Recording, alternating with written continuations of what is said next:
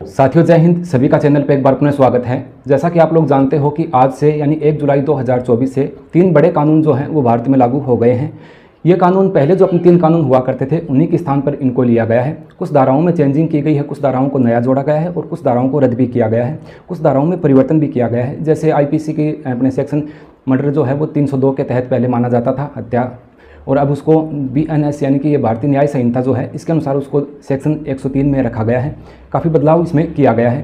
तो ये कौन से 3 सेक्शन हैं कौन से 3 कानून हैं जिनको यहाँ पर लागू किया गया है, इस पर भी अपने बात करने वाले हैं। और क्या क्या परिवर्तन हैं और क्या क्या जो पहले सज़ा का प्रावधान था उसको किन किन क्षेत्र में कितना बढ़ाया गया है, एक छोटे से संक्षिप्त सेशन में मोटे मोटे तौर पर मैं आप लोगों को ये जानकारी बताना चाहूँगा।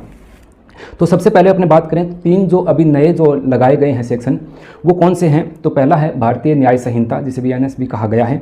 ये आईपीसी की जगह काम करने वाला है। भारतीय नागरिक सुरक्षा संहिता जो सीआरपीसी की जगह काम करेगा, जो पहले अपने आपराधिक प्रक्रिया संहिता हुआ करती थी उसकी जगह पर ये काम करने वाला कानून जो है इसको लिया गया है। और तीसरा जो है वो भारतीय साक्ष्य अधिनियम 2023 जो है वो लिया गया है। ये तीनों कानून जो हैं ये पहले जो कानून हुआ करते थे उन्हीं के स्थान पर वर्तमान से काम करेंगे।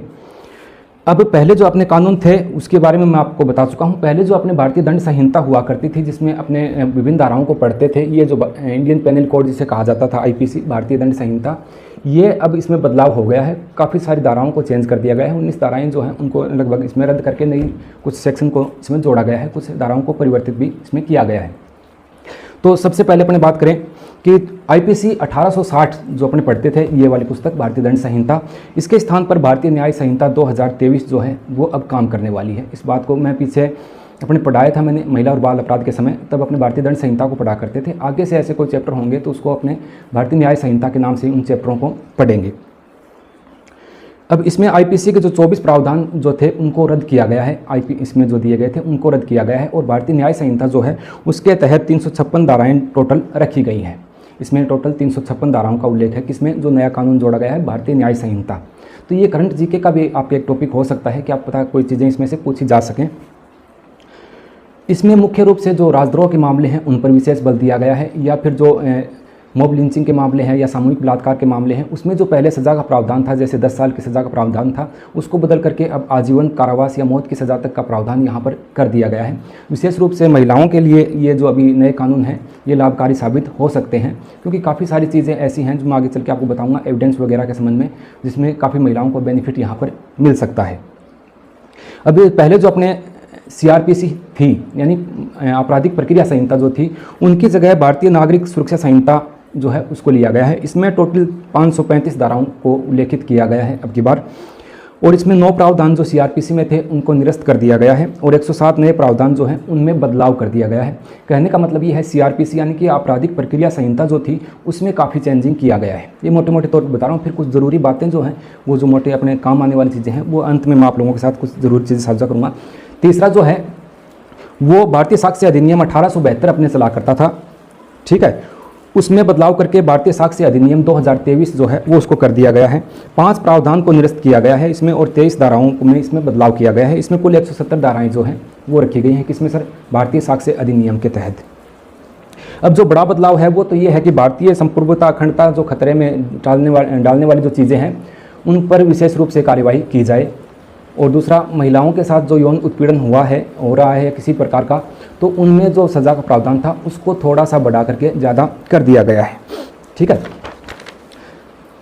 अब यहाँ पर 0 FIR जो है उसका उल्लेख भी किया गया है। 0 FIR जो होती है वो संबंधित थाने में कांस्टेबल लेके जाता है, यानी उसमें किसी प्रकार की किसी चीज़ का उल्लेख नहीं होता था। 0 FIR जो होती थी वो किसी के द्वारा दर्ज करवाई जाती थी, लेकिन उसमें किसी भी प्रकार के प्रकरण का उल्लेख नहीं होता था। उसको भी अब ऑनलाइन करके उसमें भी सुविधाजनक बना दिया गया है। अब इसमें कौन कौन सी चीज़ें ऐसी हैं जो इन कानून में बदलाव होने के बाद में काम आने वाली चीज़ें हैं। एक तो देखो, कोई भी एविडेंस लेते थे, कोई भी पीड़ित महिला है तो पीड़ित महिला के जो शुरुआती बयान लिए जाते हैं उस समय वीडियो कॉन्फ्रेंसिंग होगी या वीडियो रिकॉर्डिंग वहाँ पर की जाएगी ताकि आगे होने वाले बयानों में बदला ना जा सके। तो ये उनके लिए एक सुविधा का सोर्स यहाँ पर रहने वाला है। 30 दिन के अंदर 7 साल की सज़ा में जो कोई पीड़ित पक्ष है उसका जो केस है वो रद्द होने वाला था, तो 7 साल की सज़ा अगर पूर्ण हुई है तो बगैर केस वापस लिए इसको रद्द नहीं माना जाएगा। इस बात का उल्लेख भी किया गया है। 90 दिन में चार्जशीट फाइल जो है वो कोर्ट में पेश करना आवश्यक होगा और उस पर 30 दिन में कार्रवाई करना भी आवश्यक होगा इस कानून के अनुसार। फाइल सबमिट के बाद 30 दिन के अंदर कोर्ट से फैसला सुनाना अनिवार्य होगा। ये चीज़ें जो पहले पेंडिंग लटकता रहता था मामला, तो ये चीज़ें अब इस कानून के अनुसार तुरंत अपने को देखने को मिलेंगी। कुछ चीज़ें जो कुछ धाराएं, इंपॉर्टेंट धाराएं जो अपने बहुत काफ़ी समय से पढ़ते आ रहे हैं, उनका पुलिस विभाग में उनका काफ़ी काम भी पड़ता है।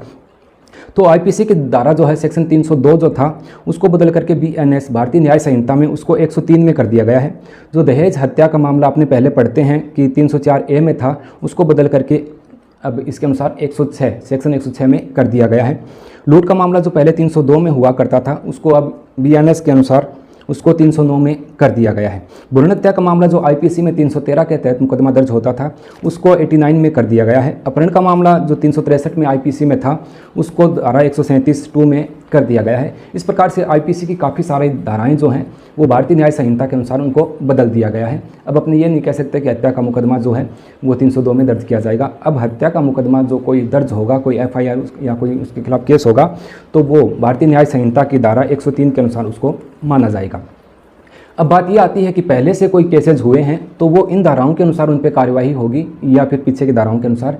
1 जुलाई 2024 से पीछे के जो केसेज हैं थानों में या अन्य जगह पर जो लंबित पड़े हैं मामले, वो उन्हीं धाराओं की आईपीसी की धाराओं के अनुसार ही उनका जो फैसला है वो आना है। 1 जुलाई 2024 के बाद में कोई मुकदमा दर्ज होता है तो वो भारतीय न्याय संहिता की जो धाराएँ हैं उसके अनुसार उनको रखा जाएगा। विशेषकर ये जो कानून है ये महिलाओं के लिए लाभकारी होने वाला है। काफ़ी सारे इलेक्ट्रॉनिक सामान या फिर जो आधुनिकता है उसके आधार पे यहाँ पर बयान वगैरह सारी चीज़ें अच्छे से रिकॉर्ड की जाएंगी। जो भी पूरी एक टीम गठित की जाएगी वो घटनास्थल पर पहुँचेगी और पूरा जो है वो अच्छे से पूरी यहाँ पर तहकीकात होने वाली है। तो ये एक लाभकारी ही साबित होने वाला है। जो पुराने सेक्शन चले, पुराने जो अपने कानून चले आ रहे थे जो कि अंग्रेज़ों के ज़माने के थे और वो दंड में ज़्यादा विश्वास रखते थे, उनको यहाँ पर बदला गया है भारतीय न्याय संहिता, यानी कि न्याय भी मिल सके और जो एक्चुअल में अपराधी है उसको दंड भी यहाँ पर मिल सके। तो ये एक बड़ा फैसला आज से संपूर्ण भारत में लागू हो गया है। किसी नेक्स्ट सेशन में पुनः कोई जानकारी लेकर मैं आप लोगों के साथ उपस्थित होऊंगा। तब तक के लिए जय हिंद, जय भारत।